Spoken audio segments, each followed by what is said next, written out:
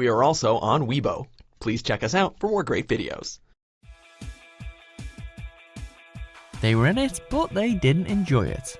Welcome to WatchMojo UK, and today we'll be counting down our picks for the top 10 British actors who hated their own roles.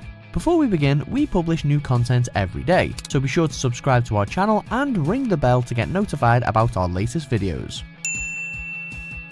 For this list, we take a look at those actors who, no matter how successful the film or popular their role, just couldn't stand their character, the movie itself, or their work in it. And I'm free, like the wind, like I'm gonna live forever. Number 10, Tim Curry as Dr. Frankenfurter, The Rocky Horror Picture Show. Oh, I just love success. He's celebrated for his chameleonic ability to step into almost any character's shoes, but it was Dr. Frankenfurter's stilettos that made Tim Curry an icon, first on stage and then on the big screen. The Rocky Horror is what made him famous, but out of fear of being typecast, the actor rarely wanted to discuss his part, or even the film itself in interviews. Even smiling makes my face ache. In fact, Curry avoided going to fan conventions or appearing in any promotional material, and even said that there would never be a sequel with him in it. Are there likely to be any sequels with the same characters? Not with me in it. Number 9, Paul Bettany as Jarvis, Iron Man. At your service, sir. Before donning the mantle of Vision, Paul Bettany, or at least his voice, was one of the first to take part in the Marvel Cinematic Universe. What was I thinking? You're usually so discreet. Yet he is regularly admitted to never having watched any of the Iron Man movies, even though many find his performance as the AI Jarvis to be one of the series' highlights. Sure, Robert Downey Jr.'s Tony Stark takes most of the attention, but where would he be without Bettany's reassuring voice in his ear? As always, sir, a great pleasure watching you work. Paul's assessment of the role was fairly matter-of-fact though. He reportedly said that he'd just turn up, read some lines, and get paid.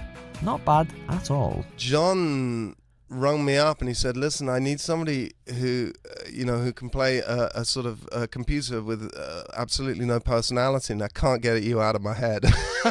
Number 8, Christopher Lee as Dracula, Various. Good night. Sleep well, Mr. Harker.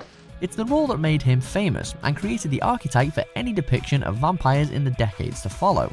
But by the time he'd done it several times, Christopher Lee had well and truly had enough of Count Dracula. While pleased with the result of Terence Fisher's first Hammer adaptation of Bram Stoker's Gothic classic, the esteemed actor wasn't as satisfied with the quality of its sequel scripts, turning them down each time. And each time, Hammer would call him and beg him to take the part. Obviously, it worked. Then they did another one after 8 years, Prince of Darkness, which I didn't say a word, because I'd read the script and I refused to say any of the lines. Number 7, Daniel Radcliffe as Harry Potter, Harry Potter and the Half-Blood Prince. We shouldn't have done it. I know. No need to panic, Radcliffe wasn't trying to criticise the film itself or destroy anyone's childhood memories. The only thing he doesn't like about the 6th installment to the series that brought him worldwide fame is himself.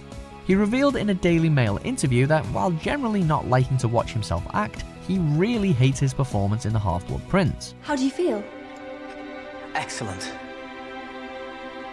Really excellent. Radcliffe feels by then he had become too complacent in the role, and that what he was trying to do didn't come across. As a result, his whole performance as the boy wizard felt very one note, according to Daniel anyway. Okay, sorry. Kidding. Number 6, Idris Elba as Heimdall, Thor: The Dark World. So you'll help us? I am bound by honor to our king. I cannot open the bridge to you. From a gangster in the drug-addled streets of Baltimore to a Norse god in the Marvel movies, Idris Elba is versatile if nothing else. But when he reprised his role as Heimdall in the Thor sequel after coming back from South Africa, where he played Nelson Mandela, Elba told The Telegraph that the experience ripped his heart out. Compared to his turn as the anti-apartheid revolutionary, Heimdall's wig, makeup, the harness and the sword all seemed a bit over the top to the London actor. Treason, my lord. Whose? Mine. Number 5, Anthony Hopkins as Hannibal Lecter, Hannibal and Red Dragon. A census taker once tried to test me. I ate his liver with some fava beans and a nice Chianti. Let's be clear, Sir Anthony Hopkins likes the sounds of lambs, no matter the fact that nobody will let him eat a plate of fava beans or drink a nice Chianti in peace anymore. He thinks Jonathan Demme's classic Thriller, which also earned him an Oscar, is a good film. However, the actor isn't anywhere near as positive about the sequel or prequel. When asked by The Wrap if he'd ever reprised the role, he didn't limit himself to a simple no either.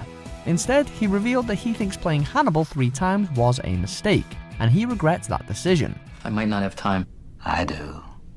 I have oodles. Number 4, Bob Hoskins as Mario, Super Mario Bros. Name? Mario. Last name? Mario. Who remembers the Super Mario Bros. Movie? If you don't, then we're very happy for you.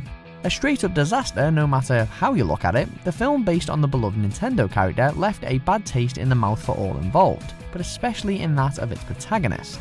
Ingeniously. Come on.